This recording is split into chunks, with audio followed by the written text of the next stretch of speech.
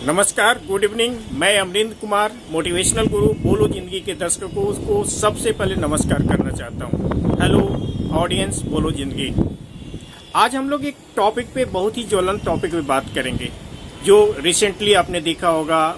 Youth लोग जो इससे पीड़ित हैं, डिप्रेशन से। ये डिप्रेशन होता क्या है? सबसे पहले तो ये जानना होगा कि डिप्रेशन क्या है। What is depression? अगर आपके माइंड में ये चलने लगता है कि nothing is left, everything is gone, now nothing can be done in this universe for me, सब चीज कायनात में खत्म हो गया मेरे लिए, अब कुछ भी चीज बचा नहीं है, इस स्थिति को डिप्रेशन कहते हैं। और पता है, ये डिप्रेशन के बाद का स्थिति सुसाइडल टेंडेंसी। ये सुसाइडल टेंडेंसी रातों रात नहीं होती है। आप देखते होंगे यूथ लोग सुसाइड कर रहे हैं, बहुत सा ये यंग लोग प्लस बहुत सा मैच्योर्ड लोग भी सुसाइड कर रहे हैं। तो ये सुसाइडल टेंडेंसी किसी को रातों रात डेवलप नहीं होती है। जब बंदे बहुत दिन तक डिप्रेशन की स्थिति में रहते हैं, तब फिर सुसाइडल टेंडेंसी आती है। और ये डिप्रेशन भी रातों रात नहीं जनरेट होती है। डिप्रेशन के पहले स्ट्रेस आती है, और पता है स्ट्रेस के पहले फियर आती है। तो ये चैन है। सबसे पहले आपके माइंड में फियर आएगा, उसके बाद फिर स्ट्रेस, फियर स्ट्रेस में कन्वर्ट हो जाती है, और स्ट्रेस के बाद फिर आपका डिप्रेशन आता है, और डिप्रेशन के बाद लास्ट में फिर सुसाइडल टेंडेंसी। तो इसको रोकने के लिए सबसे पहले तो आपको स्ट्रेस को रोकना होगा। स्ट्रेस से पहले फियर को रोकना होगा। ये फियर किस बात की फियर? जब आपकी माइंड जब फ्यूचर के बारे में सोचता है कि व्हाट विल हैपन टुमारो, कल क्या होगा, आपका माइंड फियर की स्थिति में चला जाएगा। तो फ्यूचर के बारे में सोचना नहीं है। एक्चुअली फ्यूचर क्या है? फ्यूचर तो प्रेजेंट का रिजल्ट है ना। अगर आप जो प्रेजेंट में करते हैं वही तो आपको कल मिलता है। जो हमेशा अपने माइंड को वर्तमान में रखना है, प्रेजेंट में रखना है। अगर आप चाहते हैं फियर नहीं हो, स्ट्रेस नहीं हो, तो आपको अपने माइंड को हमेशा प्रेजेंट में रखने की कला सीखना होगा। और ये प्रेजेंट में कब रहती है माइंड? जब आपका एनर्जी का लेवल हाई रहेगा, तो यकीनन आपकी माइंड प्रेजेंट में रहेगा, दिस मोमेंट में रहेगा। तो आपको अपने आप को एनर्जी का लेवल हाई रखना होगा। एनर्जी का लेवल हाई रहेगा, माइंड प्रेजेंट में रहेगा, और प्रेजेंट में तो सिर्फ मस्ती है ना, सिर्फ हैप्पीनेस है ना। तो फियर नहीं होगा, और फियर नहीं होगा तो फिर स्ट्रेस में नहीं जाएंगे, स्ट्रेस में नहीं जाएंगे तो डिप्रेशन में नहीं जाएंगे, डिप्रेशन में नहीं जाएंगे तो फिर सुसाइडल टेंडेंसी नहीं होगा। तो सुसाइडल टेंडेंसी को रोकने के लिए सबसे पहले अपना फियर को दूर करना होगा। जो भी होगा देखा जाएगा ना। वर्तमान में रहने का कला सीखनी होगी।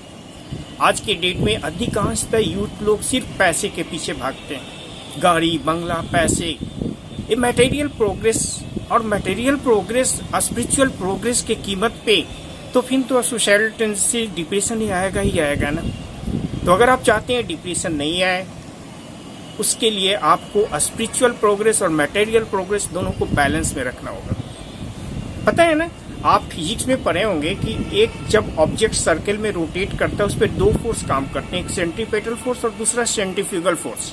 अगर दोनों फोर्स इक्वल रहेगा तब तो ऑब्जेक्ट रोटेट करेगा सर्कल में। अगर एक फोर्स ज्यादा मजबूत हो जाएगा, उधर ऑब्जेक्ट रूट हट जाता है। उसी तरह से लाइफ में यदि आप इस कायनात में एग्जिस्ट कर रहे हैं, इस संसार में एग्जिस्ट कर रहे हैं, आप पे भी दो फोर्स काम कर रही है, एक मटेरियल फोर्स और दूसरा स्पिरिचुअल फोर्स। अगर मटेरियल फोर्स स्ट्रांग हो गया, आप दिन रात रुपये पैसे के बारे में सोच रहे हैं, गाड़ी के बारे में सोच रहे हैं, बंगले के बारे में सोच रहे हैं, तो पता चलेगा लास्ट में आपका दो ही स्थिति संसार में, दो ही जगह रह जाएगा। या तो हॉस्पिटल के बेड, नहीं तो फिर दो ही जगह रहता है, हॉस्पिटल के बेड पे या पड़ जाएंगे, नहीं फिर suicidal tendency.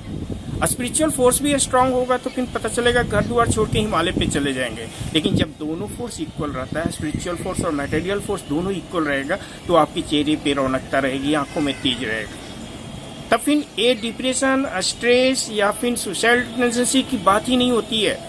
So always keep balance between your material progress and spiritual progress.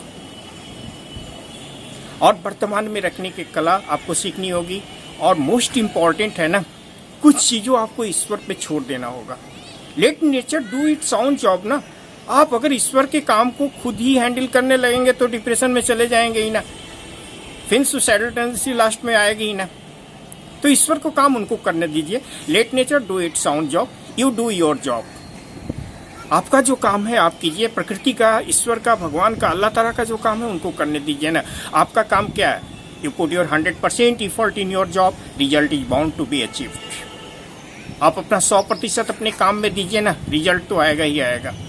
आप रिजल्ट के बारे में सोचने लगेंगे तो फिर डिप्रेशन में जाएंगे, फिर स्ट्रेस होगा ही। तो स्ट्रेस को, डिप्रेशन को रोकने के लिए आप अपना काम कीजिए, जो भी आपका काम है अपना 100% उसमें लगाइए, रिजल्ट के बारे में नहीं सोचिए। और लास्ट में मैं कहना चाहूँगा, इस सुसाइड कोई हल नहीं है ना। ईश्वर ने आपका जिंदगी जिया है, आप अपना जिंदगी को भरपूर जिए। हर दिन को समझिए कि आपकी पहली और आखिरी दिन है, इस तरह से जीजिए। You live every day as the last day of your life. अगर इस टॉपिक से रिलेटेड कोई कमेंट देना चाहते हैं तो कमेंट भी बोलो जिंदगी के साइट पे जाकर आप दे सकते हैं। थैंक यू वेरी मच, आपने इतना देर अपना टाइम दिया, इसके लिए thank you very much. Good day, good night.